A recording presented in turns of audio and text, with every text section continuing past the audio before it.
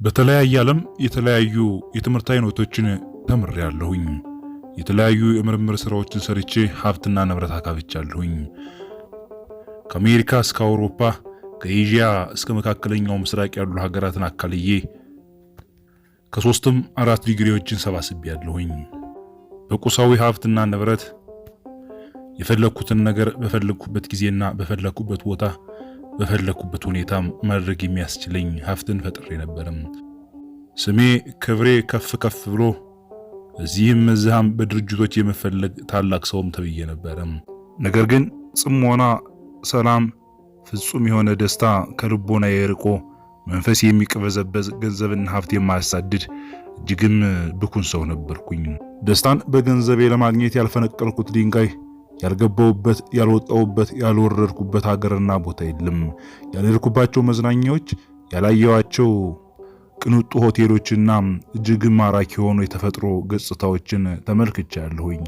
ይህ ሁሉ ለኔ ደስታ ያልሆነ ዓለም ሰላም የማጣሁኝ ተቅበዝባዥ ሕይወት የሰለቸው ደስታ የጠፋበት ማንነቱ ብኩን እንደሆነ ሰው የሚሰማኝ በልቼ የማልጠግብ ጠጥቼ የማረካ ደስታና ፍጹም ሰላም ከቤት የራቀ ብኩን ሰው ሆንኩኝ። ይህ ዛሬ የምነግራችሁ የአንድ ታላቅ ሰው ታሪክ ነው። ለመዝናናት በሄዱበት አንድ ቦታ ነበረ።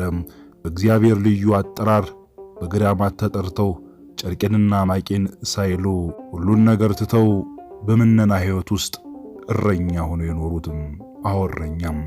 ይህ የአንድ ታላቅ ሰው ታሪክ ነው። ይህ የአንድ ታላቅ ሰው እውነት ነው። ለኛ ለብዙዎቻችን ትምህርት የሚሆን ካሳለፏቸው የሕይወቱ ውጣ ውረዶች የተቀዳ እውነተኛ ታሪክ ላጫውታችሁ ነው። እኒህ ሰው እንዴት ባለ የእግዚአብሔር አጠራር ተጠርተው በምናኔ ሕይወት እንደኖሩ በእግዚአብሔር ልዩ አጠራርና ፍቅር የገዳሙ እረኛ ሆነው በማገልገል ላይ ያሉ የእግዚአብሔር መልአክ የመራቸው ታላቅ ሰው ታሪክ ነው የምነግራችሁ። ሰላም በመላው ዓለም የምትገኙ ውድ የዳና ሚዲያ ተከታታዮቼ እንደምን ቆይታችሁኛል? ይህ ዳና ሚዲያ ነው። ዳና ለሁሉም የፈለገ ጥበባት ሌላኛው የዩቲዩብ ቻናል ዳና ሚዲያ። ላይክ፣ ሳብስክራይብ ያላደረጋችሁ ሳብስክራይብ፣ ሼር እያደረጋችሁ ለሰዎች አጋሩም። የኒህ ታላቅ ሰው ታሪክ የተፈጸመበት ቦታ እኔም በዓይኖቼ ያየሁት በጆሮዎቼ የሰማሁት ምስክር መሆን እችላለሁኝ።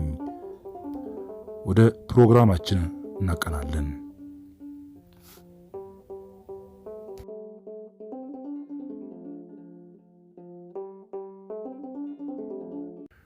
እማሆይ ከሳቸው ርቀው ቅጠሉን እርስ በርስ አያይዘውና ጭራሮ በር ሰርተው እዛች ውስጥ እስከ ወገባቸው የሚደርስ ጉድጓድን ቆፍሮ በቅዳሜ ሰንበትና በሰንበት ዕለት ትንሽ ለማረፍ ካልሆነ በቀር ልክ እንደ ተተከለ ዛፍ ቀንና ሌሊት ተተክለው ነባቸውን እንደ ውሃ እያፈሰሱ በጸሎት ወደሚኖሩት አባት ሄደው ጸሎታቸው ቡራኪያቸውን ተቀብለው አባቴ ወደዚህ በረሃ እንዴት መጡ? እኔን ኃጢአተኛ ልጆት ሰምቼ እታነጽበት ዘንድ ለመመኑም አስተላልፈው ዘንድ እባክዎትን ይንገሩኝ አሉ በትህትና። እማሆይ አይ ልጄ ጌታ የትጥልህ ብሎ ታሪክ ካላቸው አባቶችና እናቶች ጋር ቀላቀለኝ እንጂ እኔስ እዚህ ግባ ተብሎ የሚወራም ታሪክ ፈጽሞም የለኝም አሉ። ግን ከጠቀመሽ ስሚው፣ ዛሬ ሌሊት ላይ ፈጣሪ ስላመለከተኝ ልነግርሽ እችላለሁ አሉና ጉድጓዳቸው ውስጥ ግድግዳውን ደገፍ አሉና ይኸውልሽ ልጄ ያደግኩት አዲስ አበባ ነው ብለው ቀጠሉ። እና 12ኛ ክፍል ትምህርቴን በጥሩ ውጤት ጨርሼ ዩኒቨርሲቲ ገባው። እዛም በትጋት ተምሬ ከተማሪዎች ሁሉ በልጬ በከፍተኛ ማዕረግ ከወርቅ ሽልማት ጋር ተመርቄ ለከፍተኛ ትምህርት አሜሪካ ተጓዝኩኝ። እዛም በትጋት ተምሬ በከፍተኛ ማዕረግ ተመርቄ ወደ ጀርመንና እንግሊዝ ሂጄ እዛም ትምህርቴን አጠናከርኩት። ብቻ የ4 ዲግሪ ባለቤት ሆንኩኝ። ከዛም በትምህርቴና በእውቀቴ በጣም ትላልቅ ቦታዎች ስራም ተቀጠርኩና አገኘው። በአጭር ጊዜ ብዙ ሀብትና ገንዘብ ጠቅልሎ ወደኔ መጣም አሉ ትላንት እያስታወሱም። መኪናም ከ1 2 3 4 ገዛው። አለ የተባሉ ጥሩ ቤቶችንም ገዛው። በቃ ሁሉ ተሟላም። ግን ሁሌ ውስጥ የደስተኛም አልነበረም እያሉ ቀጠሉ። ሁሌ ባዶነት ይሰማኛል። ይህ ሁኔታ እየረበሸኝ ሁሉ ነገር አስጠላኝ። ምናልባት የሰው ሀገር ስለሆነ ይሆናል ብዬ ሀገሬ ስገባ ይተወኛል ያልኩት ንብረቴን ሁሉ ሽጬ 10 ዓመት የኖርኩባትን አሜሪካን ጥዬ ወጣሁኝ ብለው ቀጠሉም። ከመጣሁም በኋላ እዚሁ መኪናውንም ቤቱንም ዕቃውንም አስፈላጊ የሆነውን ነገር ሁሉ አሟላው። በሀገሬ ልኑር፣ በቃ በሀገሬ ደስተኛ ሆናለሁ ነበር ሐሳቤ። ግን ባዶነቴ ያው ነው ቀጠለ። ገንዘብ አያረካኝም፣ ንብረት አያስደስተኝም፣ ማግኘት ደስታን አልሰጠኝ ብሎ ተከራተት ጀመረ። ለእናቴም ስነግራት እስቲ አግባ ያኔ ትረጋጋለህ ብላ የጨዋ ልጅ ፈልጋ ዳረችልኝ። ግን ምንም ሁሌ ባዶ፣ ሁሌ ማላቀው ደስ የማይል ስሜት፣ ስጋትና ጭንቀት ብቻ ሆነ። በኢትዮጵያ አሉ ለሚባሉ ድርጅቶች ተቀጠርኩኝ፣ ለነርሱ ማገለገልኩኝ፣ ሰራሁኝ። ነገር ግን ይህም ደስተኛ አላደረገኝም። ለባለቤቴና ለእናቴ ይምሰል ደስተኛ ለመምሰል ብሞክርም አልሆነልኝም። አንድ ቀን ከጓደኞቼ ጋር ወደ ጣና ለሽርሽር ሄድን ብለው ቀጠሉ። እግረ መንገዳችንን ጣና ሐይቅ ላይ ያሉ ገዳማትን ጎበኘን። በዚህ ጊዜ አንድ ምድራዊ መልአክ የመሰሉ አባት ልጆቼ ሰው ዓለምን ሁሉ ቢገዛ ቢነዳ ነፍሱን ግን ከጎዳ ምን ዋጋ አለው? ከዓለም ምን ደስታ ይገኝና? ዓለም የማትያዝ የማትጨበጥ ደመና ወይም ጉም ማለት ናት። ዓለም ሞልቶ ቢተርፋት የውስጥ ደስታንና የመንፈስ እርካታን ፈጽማ አትሰጠንም። ዓለም ብኩን ይሉ ጀመረ። እኒህ የሚገኙት ከፈጣሪ ብቻ ነው። ሰላም የሚገኘው ከእርሱ ብቻ ነው። መረጋጋት ያለው የውስጥ ደስታና የመንፈስ እርካታን የሚገኘው ከእርሱ ብቻ ነው ይላሉ። ለኔ የተላኩ ሰው ነው መሰለኝ። እሳቸው ይህን ሲሉ እኔን እየተመለከቱና እያዩ አተኩረውም በልቦና የሚመላለሰውን ጥያቄ እግዚአብሔር ሳሳስበው የነበረውን የተቆላለፈ የህይወት ሁሉ መከሮችን ሁሉም የሚገልጥልኝ አንዳች ነገር ነገሩኝ። ደስታ ያለ ከእግዚአብሔር ነው። የመንፈስ እርካታ ያለ ከሱ ነው። አይዟችሁ፣ እግዚአብሔርን ያዙ፣ እርሱንም ምረጡ በማለት አተኩረው ተመለከቱኝ። እርሱ ብቻ ነው ጎደሏችንን የሚሞላው፣ ውስጣችንን የሚያስደስተው፣ የመረጋጋት ስሜት የሚሰጠን፣ ባለን ደስተኛ የሚያረገን። እግዚአብሔርን ያዙ፣ ከእርሱ ጋር ተጠጉ። ጎደሏችሁ የሚሞላው ደስታን የምታገኙ፣ ውስጣችሁ የሚረጋጋው ያኔ ነው እያሉም ትምህርት ሰጡን። በቃ ይሄ በትምህርት በሀብት በወገን በስልጣኔ ብዛት የማይገኝ የውስጥ ሰላምና ደስታ እሱ ጋር በነፃ ከተገኘ ምን እጠብቃለሁ? ሁሉንም አየሁት። ሀብት አካብቼ ሰርቼ ገዝቼና ነድቼ ተመለከትኩት። ከቤትም ቤት ከመኪናም መኪናም ከልብስም ልብስ አማርጬ ከሽቱ ሽቱ ከወርቅም የተለየ ወርቅ ገዛው። ዓለምን ዞርኩ፣ ተንከራተትኩ። አላጠገበችኝም፣ አላስደሰተችኝም፣ አላረጋጋችኝም። ገንዘብ ሀብት ንብረቴ ጭንቀትና መከራ እንጂ ዕውቀቴም ነፃ የማያወጣኝ ሸክም እንጂ ምንም ነገር አልሆነልኝም አሉኝ አባትም። ቀጠሉናም ይህን ሁሉ ነገር ከዚህ ከተገኘ ብዬ አእምሮዬ የሆነ ጥያቄ እየጠየቀኝ ይጠኝ ጀመረ። ከዛም ስለምነው የነበረ የእግዚአብሔር መንፈስ ወደኔ እንደመጣ ገብቶኛል። ከዛም ጨርቄን ማቄን ሳልል ወጥቼ ያንን ሰላምና የመንፈስ እርካታ ለማግኘት ወደ ገዳም ገባው። በእርግጥ እርሳቸው ለኔ የተላኩ የእግዚአብሔር መልእክተኛም ነበሩ። እውነትም ያ የሚያውከኝና ሰላም ያሳጣኝ ነገር ሁሉ ጸጥ አለም። ውስጤ በደስታ በራም። ለ8 ዓመታት የገዳሙ እረኛ ሆኜ ኖርኩኝ። አንድ ቀን ከሌሎች ጋር የገዳሙን ከብቶች እያበላን ርቀን ተጓዝን። ይገርሞታል ብለው ቀጠሉ። ደስታ፣ ሰላም፣ መረጋጋት በኔ ላይ ተፈነም። ኑሮኝ ሀብት አካብቼ ንብረቴ ሁሉ ተትረፍርፎ እያለም አልጋዬ እንቅልፍ ይነሳኝ ነበረ። ሰላሜን የማላገኝ ተቅበዝባዥና መከረኛ፣ በጭንቅና በመከራ የመኖር ብኩን ሆኜ ነበረ። ሀብቴና ንብረቴ ሰላሜን አልሰጠኝ ብሎ መንፈሴን እያወከና እየረበሸ በበላ የማልጠግብ በጠጣ የማረካ ብኩን ሰው ሆኜ ነበር። አሁን ግን ሳይኖረኝ ደስታን ለገላዬ ራፊ ጨርቅ ሳይኖር ሙቀትን ሳልጠጣም ጥምን የሚቆርጥ መንፈስን እግዚአብሔር እየላከልኝ እጅግ ደስተኛ ሆኜ እየኖርኩ ነው። ድንገት አንድ ጊዜ ግን እንዲሆነ ብለው ቀጠሉም። አንድ ቀን ከሌሎች ጋር የገዳሙን ከብቶች እያበላን ርቀን ተጓዝን። ድንገት አንድ ከዚህ በፊት እዛ ቦታ ያላየሁት ውብ ቤተክርስቲያንን ተመለከትኩኝ አሉ። እውነት ነው፣ ይህ ስውር ቦታ እኔም ተመልክቼዋለሁ። እርሳቸው የሚናገሩበት ቦታ እኔም አይቼዋለሁ። ስለዚህ በግልጽ የምነግራችሁ ነገር ይኖረኛል። የአካባቢው መዓዛ ይህ ነው ብሎ መግለጽ ያስቸግራል ብለው ቀጠሉም። ጓደኞቼ እኔ ያየሁትን እንዲያዩ ብጠቁማቸውም ፈጽሞ ላዩት አልቻሉም። ጭራሽ በቁሙ ያልማል ይቃጃል እንዴ ብለው አሾፉብኝ። ብቻ ልጄ ያ ቤተክርስቲያን ያ መዓዛ ዛሬም ከፊቴ ዛሬም ላፍንጫዬ እየሸተተው ነው። መዓዛው አፍንጫዬ ላይ አለም። በቃ ከዛን ቀን ጀምሮ በድጋሚ ለማየት እዛ ቦታ ብመለስም ላየው ፈጽሞ አልቻልኩም። ምን ታምር ነው? የምን ገጠመኝ ነው? የእግዚአብሔር ቅዱስ መንፈስ በዚህ አለ ብዬ ራሴን ጠይቅ ነበረም።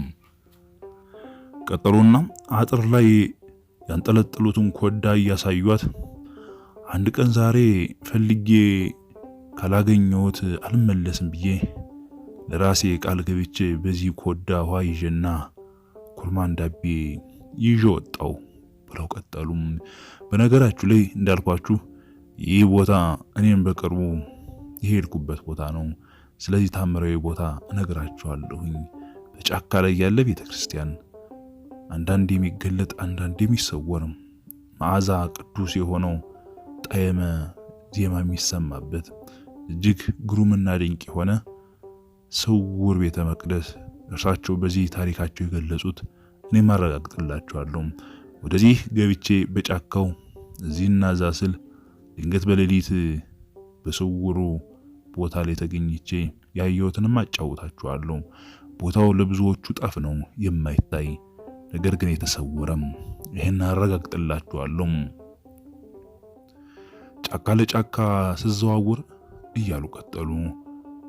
ከዛም ውዬና አምሽቼ ሲመሽ እዚቹ ቦታ አደርኩኝ። በቃ እዚሁ ቀረሁም።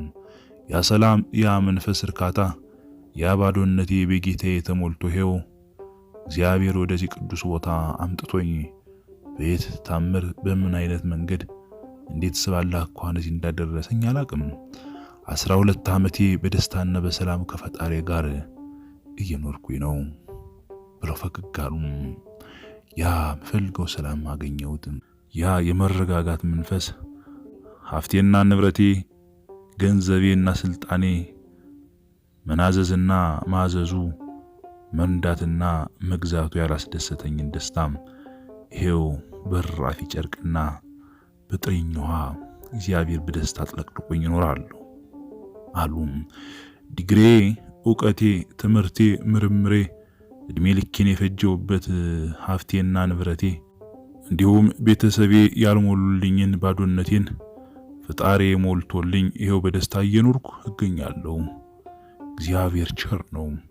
እግዚአብሔርን መከተል፣ ከእግዚአብሔር ጋር መኖር፣ በጸጋ መንፈስ ቅዱስ መቃኘት ዘላለማዊ ደስታን ይሰጣል። ዓለም ከንቱ ናት። ዓለም ታደክማለች። ዓለም ታዝላለች። ሰገድኩላት፣ ገበርኩላት፣ አደከመችኝ፣ ሰራውላት፣ ዋጋ ከፈልኩላት። ነገር ግን የሰጠችኝ ሐዘን ነው፣ የሰጠችኝ መከራ ነው፣ የሰጠችኝ ችግር ነው። በበላ ሆዴ እንደ ተቀደደ አቁማዳ ያፈሳል። ብጠጣ ጉሮሮዬን አርጥቦ የሚያረካ ምንም አይነት መጠጥ የለም። የማይመላ ኪስ፣ የማይመላ ህይወት፣ የማይመላ ኑሮ ሳሳድድ ህይወቴን አጥቼው ነበር። ከዚህ ግን እግዚአብሔር ይመስገን በጸጋ መንፈስ ቅዱስ እግዚአብሔር እየቃኘን ሳይገባኝ ከኒ ቅዱሳን ጋር እኖራለሁ። ከዚህ ታምር፣ ከዚህ ድንቅ ነገር፣ ከዚህ ሁሉ የዘላለም ርስት እግዚአብሔር ያቋድሳችሁ አሉ አባታችን እንደነገርኩሽ ዲግሪና እውቀቴ ሀብቴና ንብረቴ ቤተሰቤ ያልሞሉልኝን ባዶነቴን ፈጣሪ ሞልቶልኝ ይሄው በደስታ እየኖርኩ ነው። ልጄ ያ አሜሪካና ልዩ ልዩ ሀገር ያሳለፍኩት ጊዜ ይቆጨኛል በእውነቱም ከንቱና ያለ ስራ ያለ እድሜ ያለፈ ዘመን ነው። የህይወት ጸጸት ነው ያንም። ይከርማል ያንተ ጥሪ። እስቲ ከዛ ሁሉ ድሎት ከመላበት ይወጥወጦ እዚህ በፀሐይና በሐሩር በሌሊት ቁርና በበረሃ ጥም እየተንገላቱ ይህንን ያህል ደስታና መንፈስ እርካታ ማግኘት አቤት ያንተ ስራም እንዴት ረቂቅ የማይመረመር ነው እያለች ሌላው አባት ጋር እማሆይ ደረሰችም። ይህ እውነተኛው የሆነው የእማሆይ መባጽዮን ታሪካቸው ነው።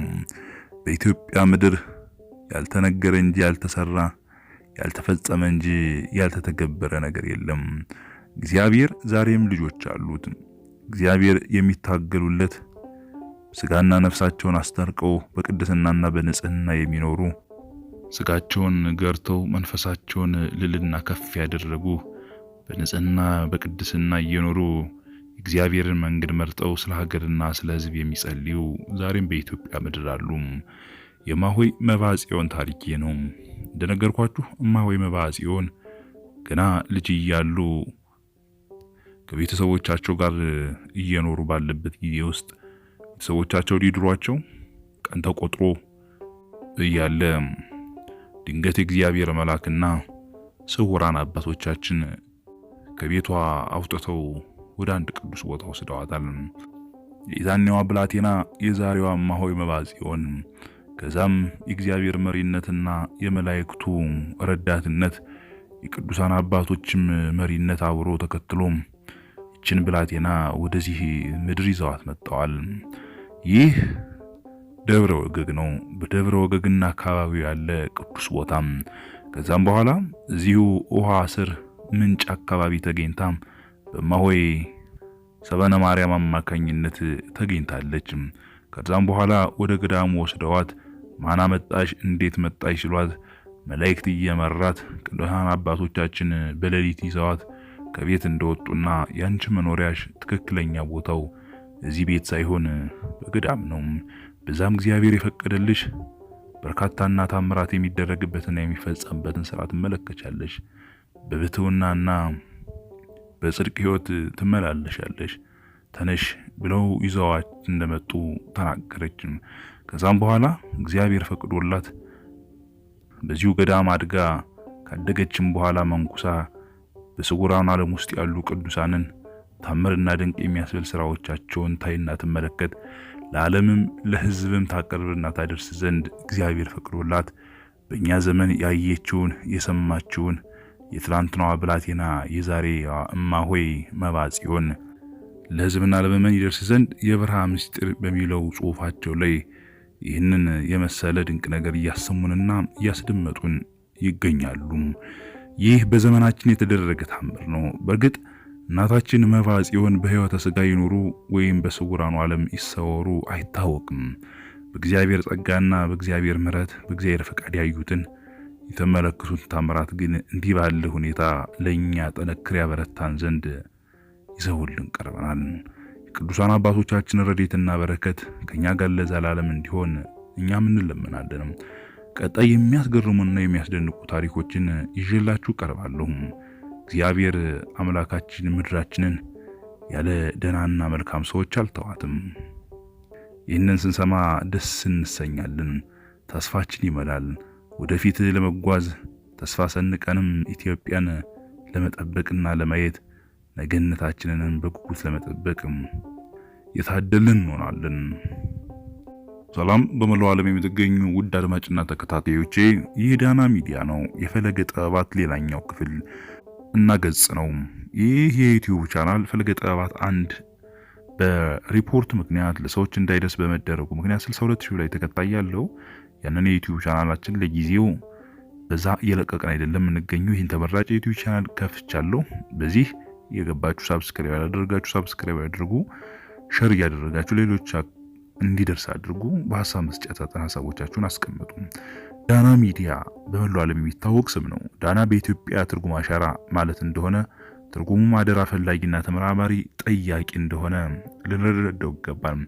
የዳና ጽንሰ ሐሳብ ከሃይማኖት፣ ከታሪክ፣ ከባህል፣ ከፍለጋ ጋር የሚገናኝ አውድን ይዟል።